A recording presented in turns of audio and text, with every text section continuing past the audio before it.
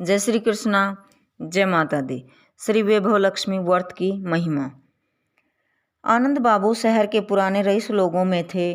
पूर्वजों की संपत्ति इतनी अधिक थी कि उन्हें काम करने की जरूरत नहीं थी।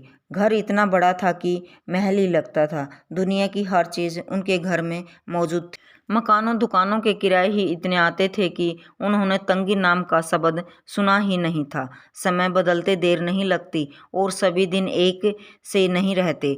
सुख दुख में भी शीघ्र ही बदल जाता है। बुरे दिनों में ही इंसान कष्ट भोगने लगता है। ऐसा ही कुछ आनंद बाबू के साथ हुआ।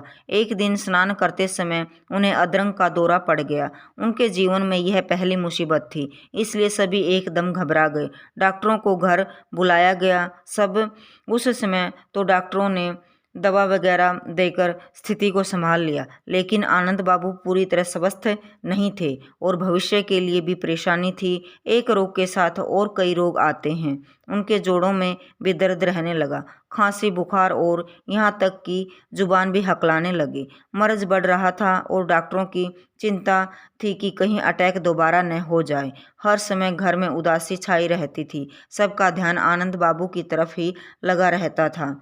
कितने ही डॉक्टर आए, सभी अपनी अपनी समझ से काम करने लगे, परंतु पूरी तरह आराम कहीं से नहीं मिल रहा था। जितने भी लोग घर में आते, अपनी अपनी हाँक कर और अपनी अपनी सलाह देकर चले जाते। पंडितों आदि का भी सहारा लिया गया। कोई कहता शनि ग्रह है, कोई कुछ तो कोई कुछ। आनंद बाबू की पत्नी शोभा हर समय उदास रहने लगी।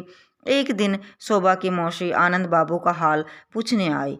जब उसने सारी स्थिति को देखा तो उसने शोभा को समझाया, देखो बेटी, जहाँ तक तदबीर काम नहीं करती वहाँ तकदीर काम कर जाती है। तुम लोग हर तरह की दवाइयाँ देकर हार गए हो, कुछ भी हो तो नहीं हुआ।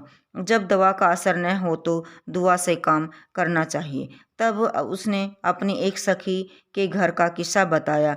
जब उनके घर में कोई भी मुसीबत आती है तो वह वैभव लक्ष्मी व्रत मन्नत मांगकर सच्चे मन से करते हैं और माँ लक्ष्मी बहुत ही जल्दी उन पर दया करती है। उसने शोभा को ऐसा करने को कहा। बात शोभा को जच गई। वह उसी समय बाजार से वैभव लक्ष्मी व्रत की पुस्तक ले आई और सारी बात पढ़कर समझकर उसने आते शुक्रवार के 11 शुक्रवार की मांगी हुई मन्नत के अनुसार व्रत कर दिया और सुबह शाम तक माँ लक्ष्मी की उपासना करती।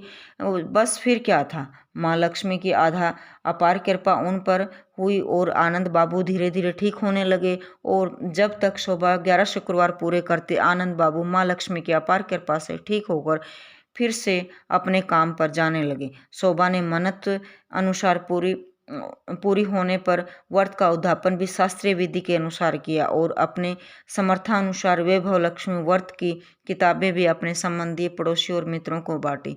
जय वैभव लक्ष्मी माँ। हरे कृष्णा।